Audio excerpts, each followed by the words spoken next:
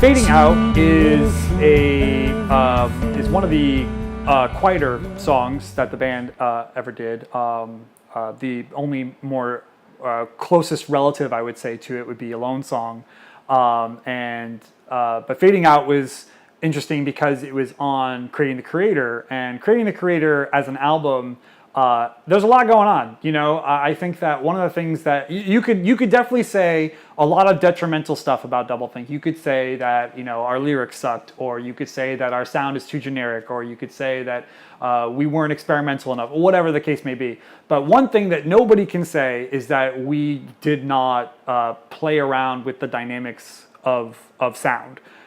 We were never a band that was just, you know, in your face heavy rock all the time, but we were also never a band that was quiet all the time. We were always doing different things, not even from song to song, but sometimes even within songs.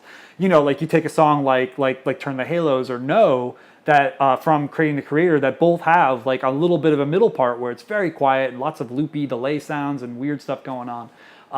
But Fading Out is definitely the quietest track on Creating the Creator, and I think that it's also one of the better ones.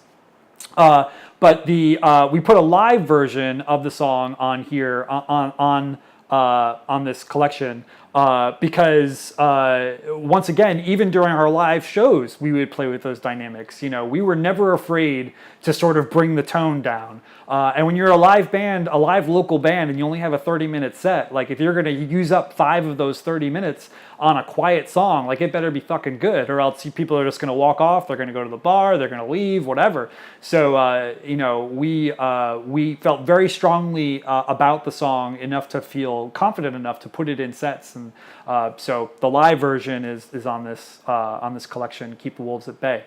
And this song is kind of like a cross between like a quieter Smashing Pumpkins song and then like a U2 Joshua Tree era song. It's got like a simple delay part, very U2-esque, and then it's got like a driving bass line that's very similar to some of the quieter Smashing Pumpkins stuff. And yeah, just a really pretty song.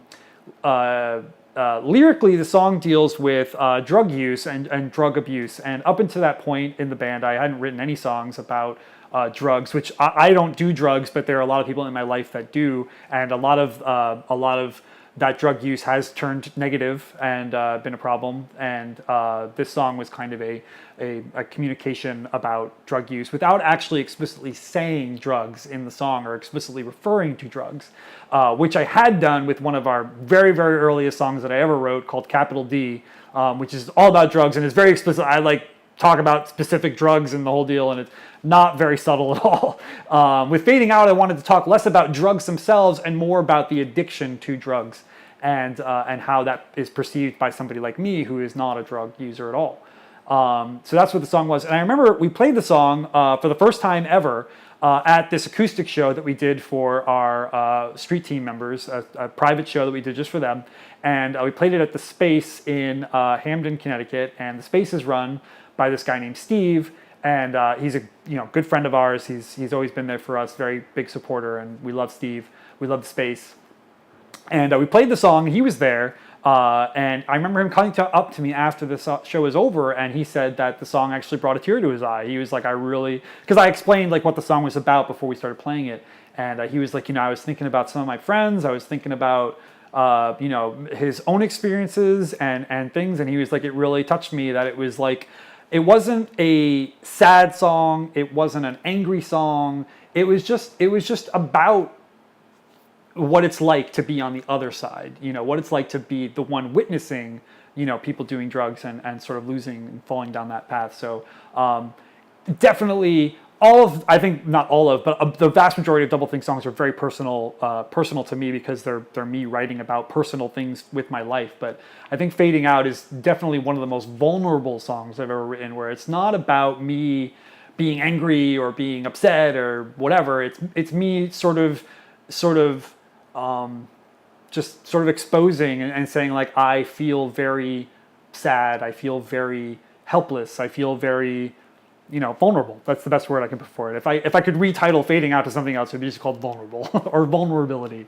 But no, but Fading Out is a great name for it. It's perfect. It's a very beautiful song, and this live rendition that's on the album is great. I mean, we pull it off really well.